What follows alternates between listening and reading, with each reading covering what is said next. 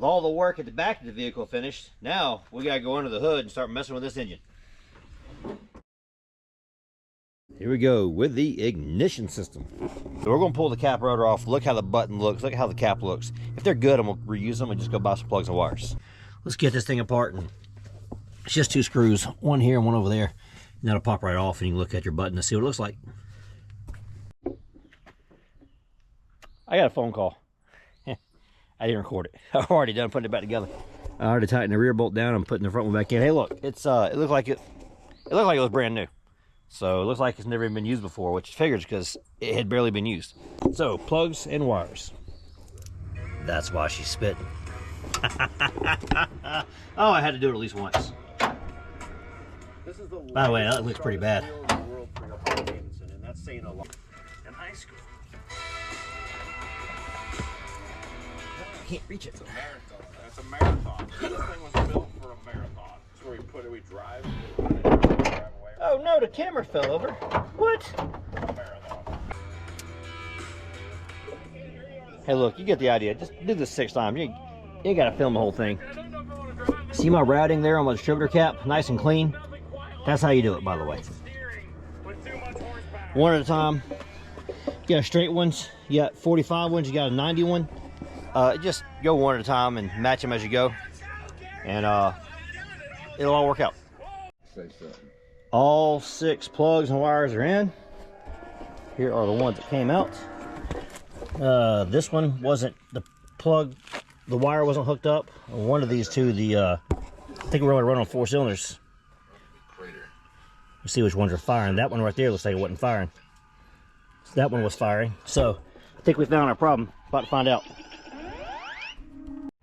All right, here we go. Turn to number 1.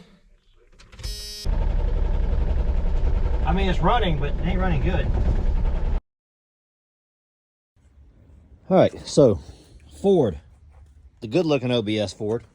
We were checking for a signal for a pickup signal from the distributor to troubleshoot what sounds like an ignition timing problem, but you have a timing gear or a chain in this thing. So 300 ain't got a timing problem. It's got a sensor problem. So I'm plugged in down here. Everything checked good. Now I'm plugged in up here at the module. Top wire on the module is supposed to modulate. So I'm reading like 5-ish volts while I'm cranking. I think like 9 or 10, something like that when I'm not cranking. And that's good. So we have determined the pickup sensor in the distributor is good. So that's how you troubleshoot the pickup sensor. Top wire right here of the module.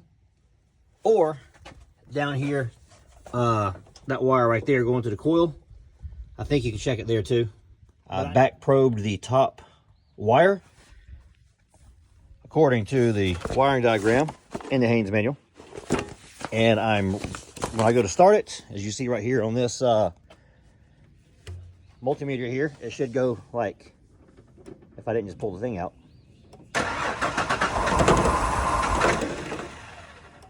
So that right there tells you it's good. It was reading 5 volts.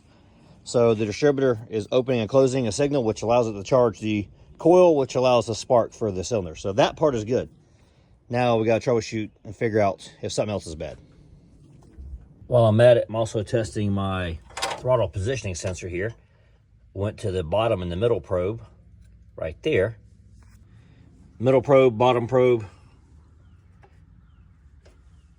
So there, I got 3.8 kilo ohms at full throttle, down to 0.8 kilo ohms at idle. And let's go up with it slowly, and it goes up smooth.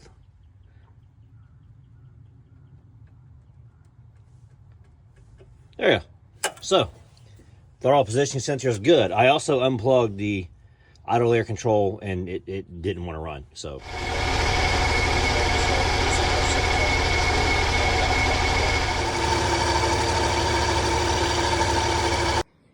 Update for the OBS Ford. I had a busy weekend and the ignition system is good. So first thing I did was I took the cap and rotor off down here, turned the engine over, make sure everything rotated, which it did. So I verified the shear pin was good on the distributor. Took my timing light, run across every single wire, make sure I had a signal to each cylinder, which I did. So that was good. Changed my plugs and wires. There's my old plugs and wires there on the ground. And then I got my multimeter out here and I scanned my ignition coil, found it had really low resistance, only 3,000 ohms. Went down to the barn. I got an old one I had down there off of something from the 90s, which is weird because almost everything I worked on was Chevys, which were HEIs. For some reason, I have a coil down there. Got it out and put that coil in, and the ignition system fired up, and everything was working good for the ignition system there. And you've already seen my TFI checking all that. Verified the timing with the timing light was advancing when I hit the throttle, so ignition system doing its job now.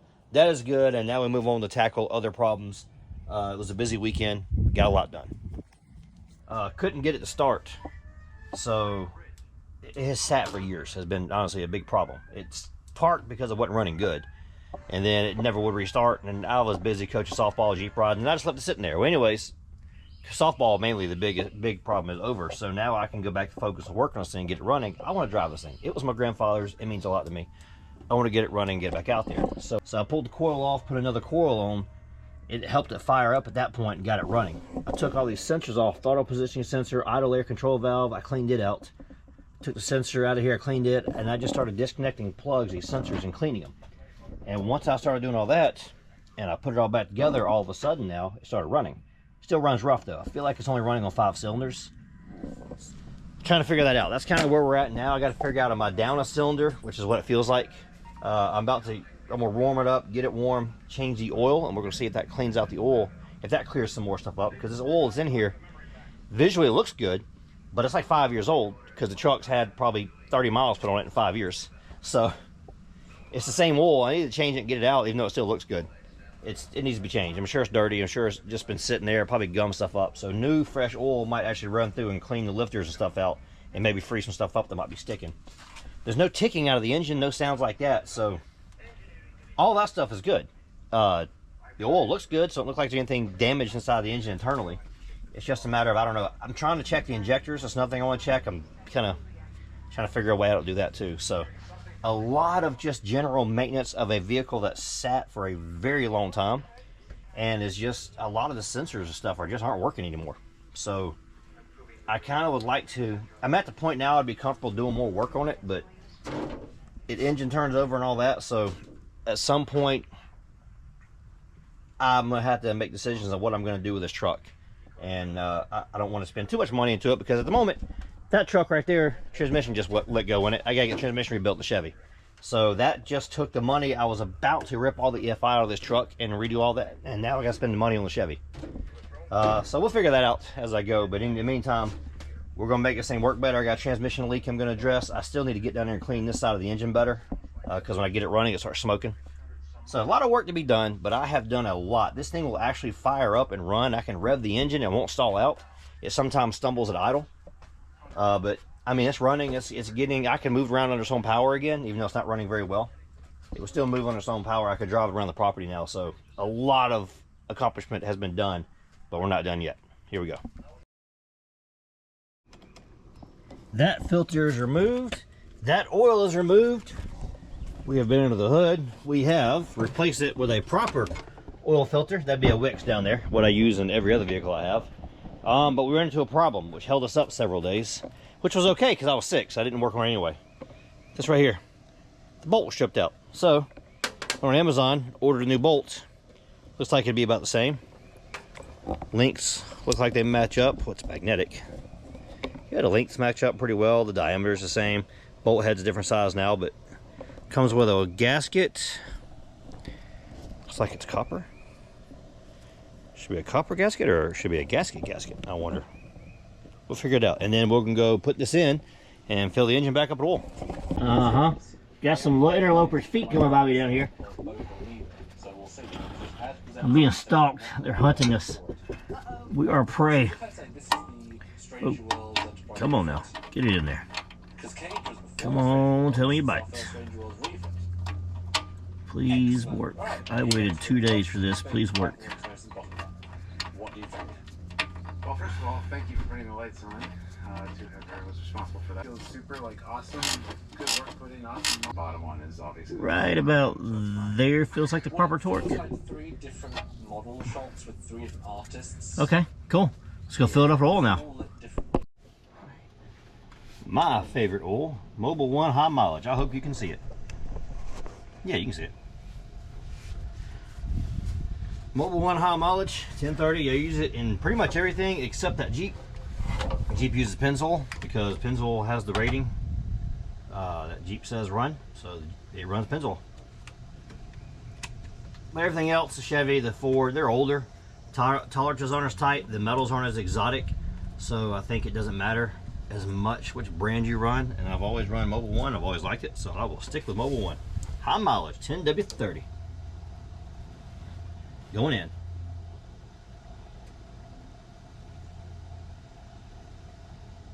Plus, with it being the same 10W30, it means the same thing I run in pretty much every other vehicle I have.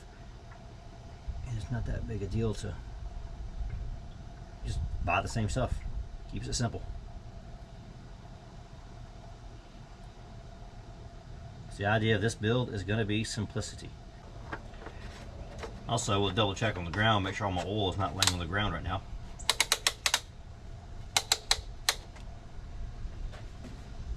Yes, I rotated that all the way back around to where it's facing front because I don't want my numbers to be sideways. All right. Now we check the oil, see how it looks.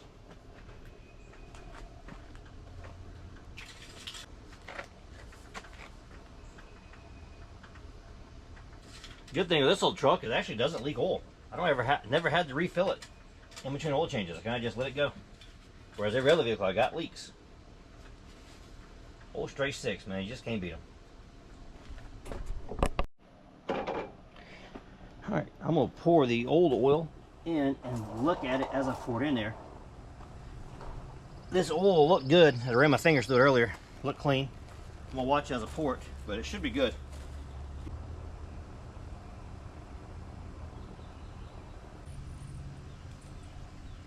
Alright. Oil is good. It was still a little bit brown.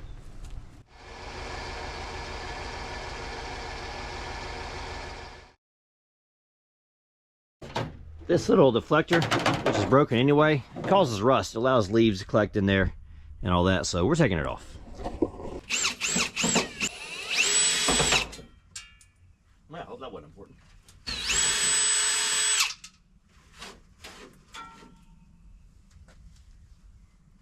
Hey, those will all be down there to the ground when we get done. There we go. That's why I want to take it off. So here it is. I took it off and she's watching it for me. How you looking over there, girl? All right, she's chilling in her box, leaving some eggs. If you heard what sounded like a rod knocking when the engine was running, it wasn't a rod knocking, it was this deflector that was on the hood right here. While this project is going to be a massive undertaking, it will probably take me several months, if not even a year, to complete this truck and get it ready. You'll see one video a month. In the meantime, while you're waiting though, the Jeep is going to be active. Just finished a video for the Cohutta Wilderness. You may or may not have seen it by now by the time you see this video. But also, we have a lot of trips. I got some rides with Wicked Jeeps planned. I'll do some adventures this summer. Just like I did last summer, it's going to be a blast. And in the fall, will be a big, massive, epic road trip video. Probably going to do it in the Jeep, although I could also do it in the truck. We'll see by then, but probably the Jeep. So don't worry, there's a lot of Jeep content coming. You'll probably get about one truck video a month along the way.